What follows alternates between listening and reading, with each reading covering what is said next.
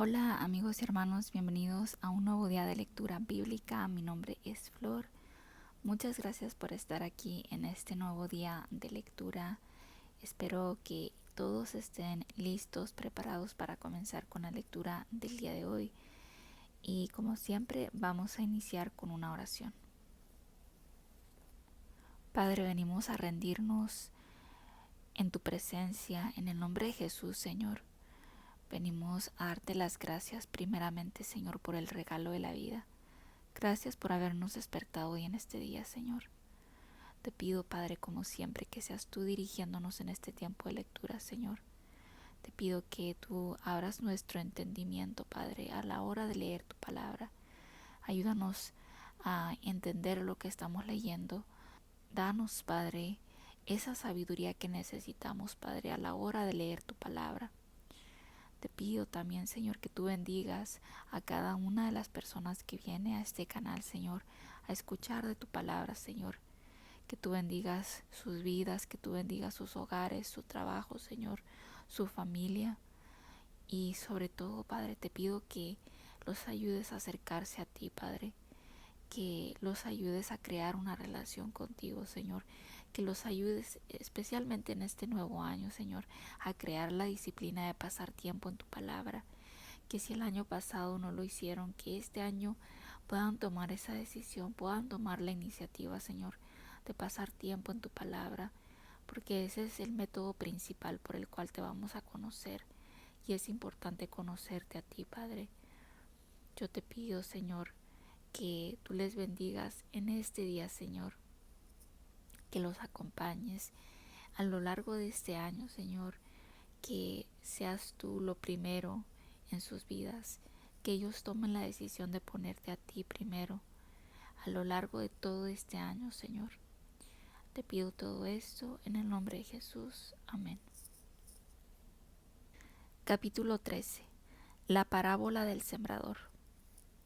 Aquel mismo día salió Jesús de casa y se sentó a la orilla del lago. Como se reunió mucha gente, Jesús subió a una barca y se sentó, mientras la gente se quedaba en la playa. Entonces se puso a hablarles de muchas cosas por medio de parábolas. Les dijo: un sembrador salió a sembrar, y al sembrar una parte de la semilla cayó en el camino, y llegaron las aves y se la comieron. Otra parte cayó entre las piedras, donde no había mucha tierra. Esa semilla brotó pronto, porque la tierra no era muy honda, pero el sol al salir la quemó, y como no tenía raíz se secó. Otra parte de la semilla cayó entre espinos, y los espinos crecieron y la ahogaron. Pero otra parte cayó en buena tierra, y dio buena cosecha. Algunas espigas dieron 100 granos por semilla, otras 60 granos, y otras 30. Los que tienen oídos, oigan. El porqué de las parábolas. Los discípulos se acercaron a Jesús y le preguntaron por qué hablaba la gente por medio de parábolas. Jesús les contestó: a ustedes Dios les da a conocer los secretos de su reino, pero a ellos no, pues al que tiene se le dará más, y tendrá bastante, pero al que no tiene, hasta lo poco que tiene se le quitará.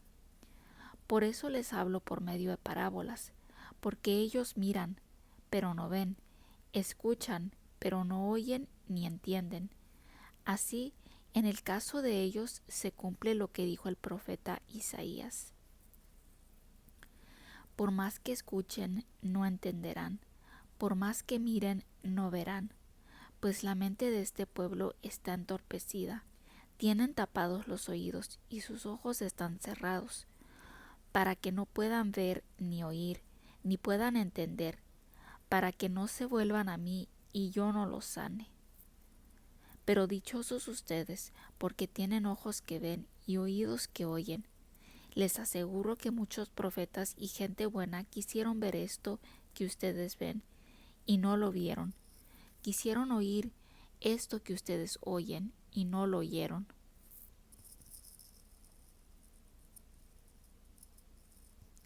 Jesús explica la parábola del sembrador. Escuchen pues lo que quiere decir la parábola del sembrador. Los que oyen el mensaje del reino de Dios y no lo entienden son como la semilla que cayó en el camino. Viene el maligno y les quita el mensaje sembrado en su corazón. La semilla que cayó entre las piedras representa a los que oyen el mensaje y lo reciben con gusto. Pero como no tienen suficiente raíz, no se mantienen firmes. Cuando por causa del mensaje sufren pruebas o persecución, pierden la fe. La semilla sembrada entre espinos representa a los que oyen el mensaje, pero los negocios de este mundo les preocupan demasiado y el amor por las riquezas los engaña. Todo esto ahoga el mensaje y no lo deja dar fruto en ellos. Pero la semilla sembrada en buena tierra representa a los que oyen el mensaje y lo entienden y dan una buena cosecha. Algunos de estos son como las espigas que dieron 100 granos por semilla, otros como las que dieron 60 y otros como las que dieron 30.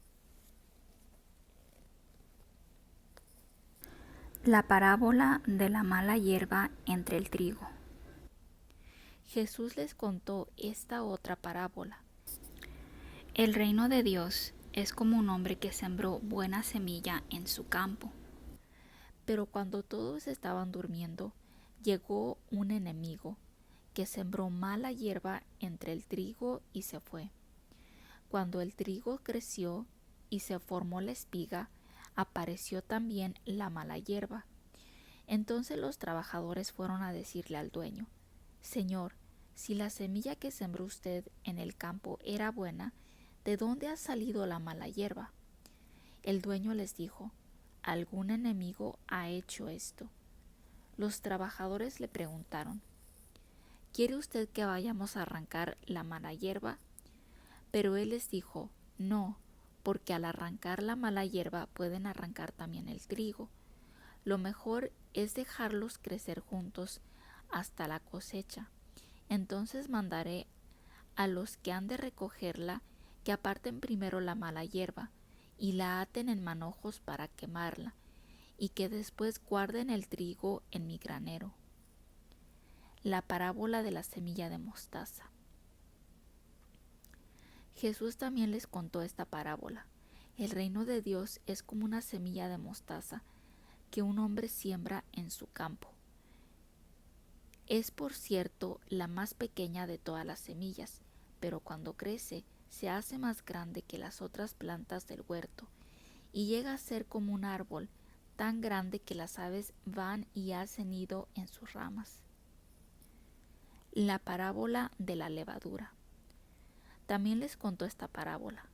El reino de Dios es como la levadura que una mujer mezcla con 3 medidas de harina para hacer fermentar toda la masa.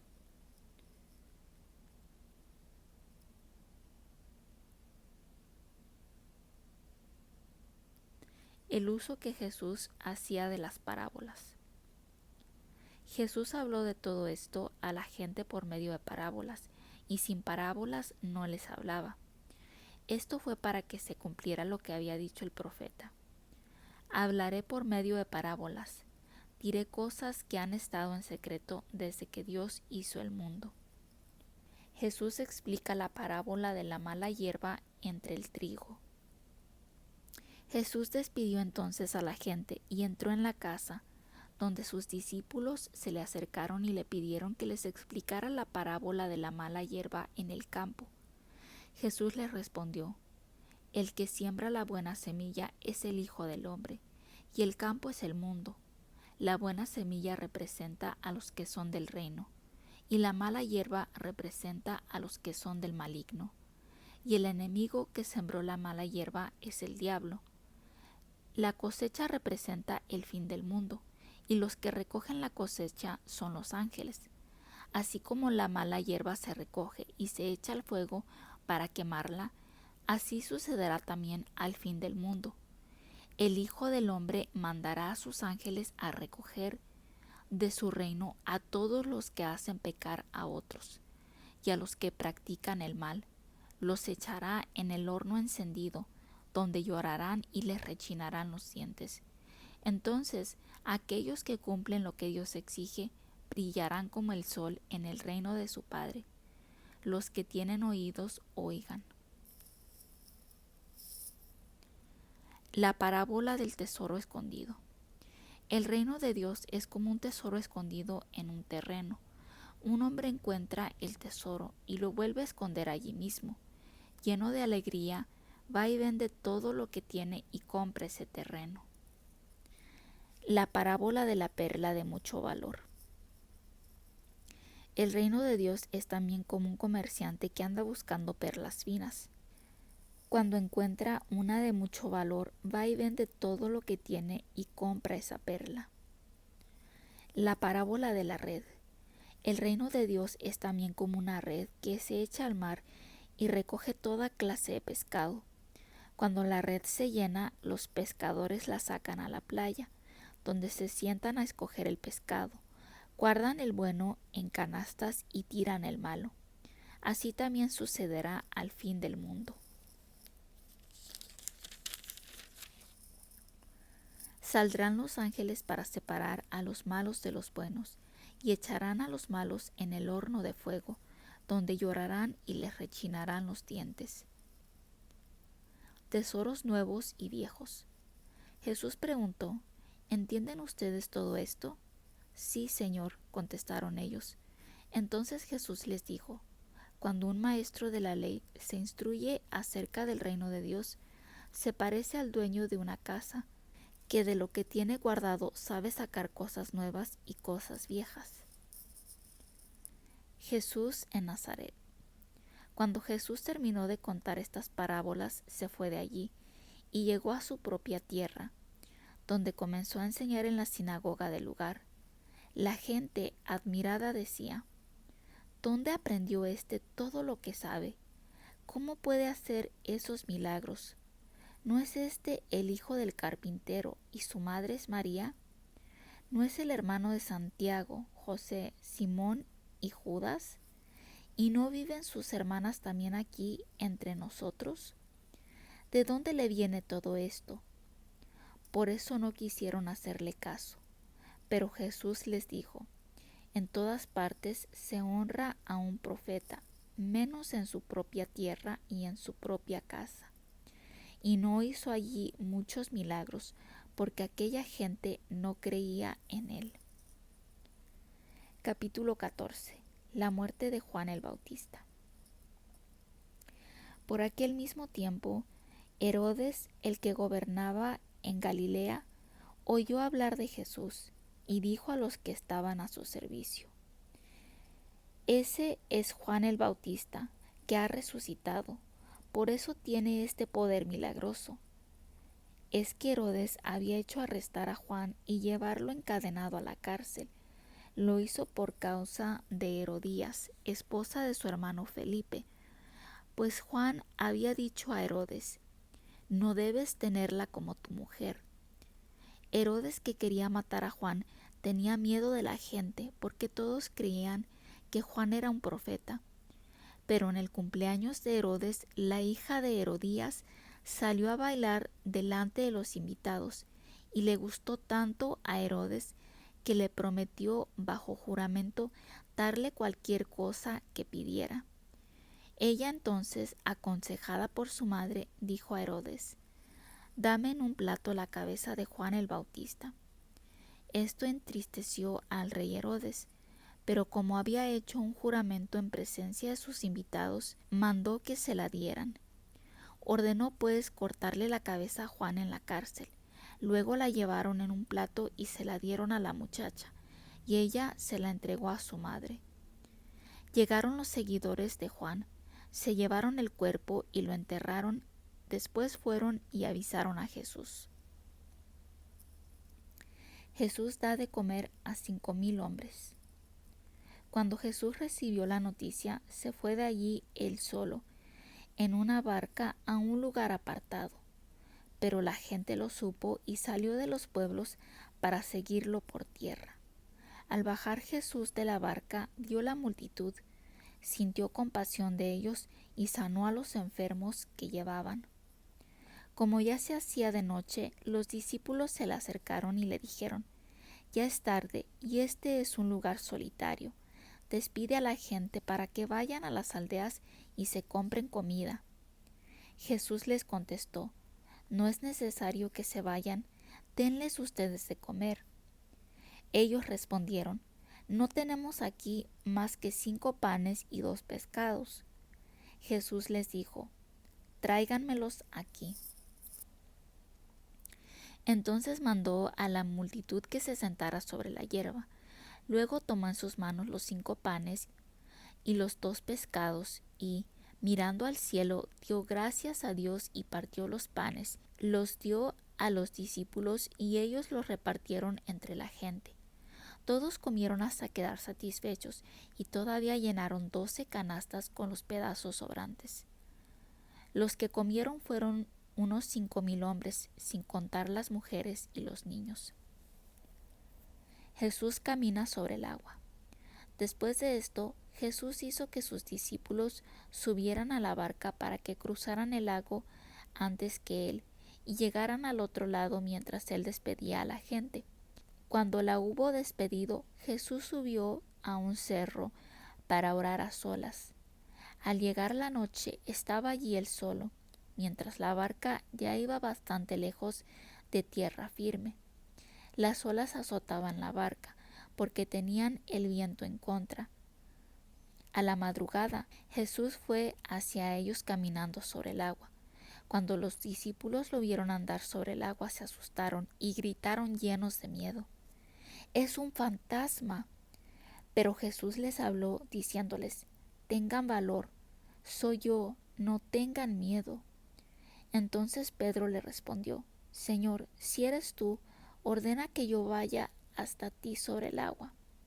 Ven, dijo Jesús.